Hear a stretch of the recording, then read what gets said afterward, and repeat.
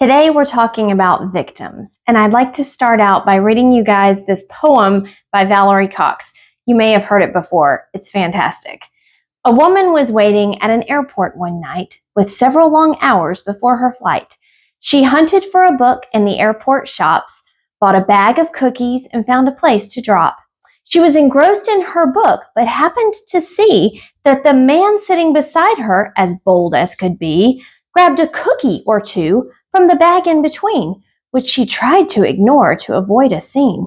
So she munched the cookies and watched the clock as the gutsy cookie thief diminished her stock. She was getting more irritated as the minutes ticked by, thinking, if I wasn't so nice, I would blacken his eye. With each cookie she took, he took one too. When only one was left, she wondered what he would do. With a smile on his face and a nervous laugh, he took the last cookie and broke it in half. He offered her half as he ate the other. She snatched it from him and thought, oh, brother, this guy has some nerve, and he's also so rude. Why, he didn't even show any gratitude. She had never known when she'd been so galled, and sighed with relief when her flight was called. She gathered her belongings and headed to the gate, refusing to look back at the thieving ingrate. She boarded the plane and sank in her seat. Then she sought her book, which was almost complete. As she reached in her baggage, she gasped with surprise. There was her bag of cookies in front of her eyes. If mine are here, she moaned in despair, the others were his, and he tried to share. Too late to apologize, she realized with grief that she was the rude one, the ingrate, the thief. I feel like I have done this so many times in my life, and I don't know if you have too, where you think something was so unfair and you were the victim and you were wronged. As a matter of fact, I feel like our society that we're living in right now is a very victim mentality society. Everyone is offended about something. Everyone is a victim. People are running around saying, I was wronged, or something unjust was done to me, or I was offended. It's all over the place, this victim epidemic. Okay, so let's just be real for a minute. Yeah, sometimes life isn't fair, and sometimes we are wronged. Sometimes we are legitimately the victim.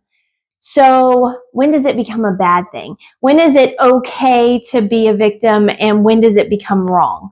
I think it becomes wrong when we jump up and down and pitch a fit and hurt other people and focus on ourselves instead of looking outward. So we have to be in the world, but not of the world, right? So what does that mean? Okay, Romans 12:2 says, do not be conformed to this world, but be transformed by the renewal of your mind, that by testing you may discern what is the will of God, what is good and acceptable and perfect. We can be in the world, but we don't need to act like everyone else. As a matter of fact, when we are wrong, when bad things are done to us, 1 Peter 3:9 says, do not repay evil for evil or reviling for reviling, but on the contrary, bless. For to this you were called, that you may obtain a blessing. So even when someone does wrong us and someone hurts us or does evil to us, we shouldn't even repay it with evil. We should bless that person and be good to them regardless. So my favorite example of this in scripture is Paul and Silas. Okay, so Acts chapter 16, Paul and Silas are going around and they're doing so much good. They're converting souls and they're healing people and they're casting out demons. And there's this one girl who is a slave girl who is possessed with a demon. And her owners are using her because the demon is doing fortune telling. They're making a lot of money off of her. So Paul and Silas cast out the demon for this girl. And of course, her owners are furious because they were making a lot of money. So they capture Paul and Silas and they drag them into the streets and they tear their garments and they beat them. And then they throw them into the innermost prison, put them in stocks, like lock up their hands and their feet in this nasty, nasty prison, which I can only imagine was cold and damp and gross and rodents and all the things you can imagine about a prison like that. But the part about the story that I love, okay, you talk about a bad day. If you're Paul and Silas and you're in this situation after the day that you've had, what would you be doing?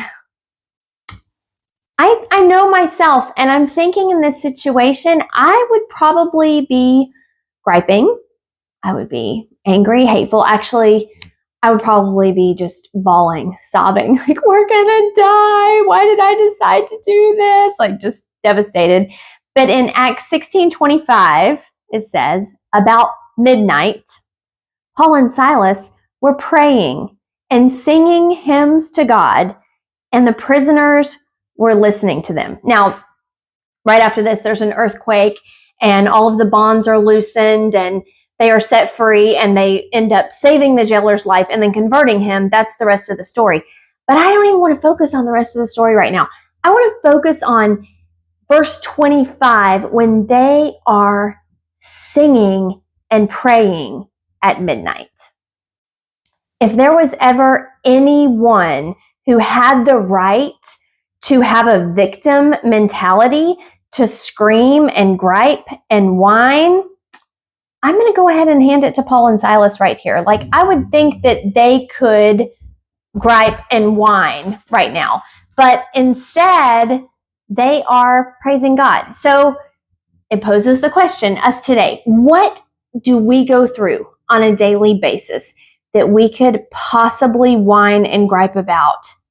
Like, what excuse do we have? Like, oh, somebody cut me off in traffic. Oh, grocery delivery. Like, they gave me some bacon that expired last week. That actually happened to me last year, and I totally lost my mind over it, which is ridiculous. Like, I became the victim of bad bacon. We whine and gripe and become the victim about these arbitrary little things when there's my dog. This is my dog. She was running back and forth while I'm trying to do my video. Anyway, we keep, griping about all these little things and becoming the victim when in reality, we have it made. We're so blessed. We have nothing to gripe about. Okay, so you have been wronged. You're going through something bad right now. We all go through hard times. Today, what I'd like to do is challenge you to take whatever the thing is that makes you a victim, whether it's you've been abused or you've been neglected or left or hurt, someone's gossiped about you, someone's destroyed your life, someone's destroyed you financially. There's all sorts of horrible things that can happen to us.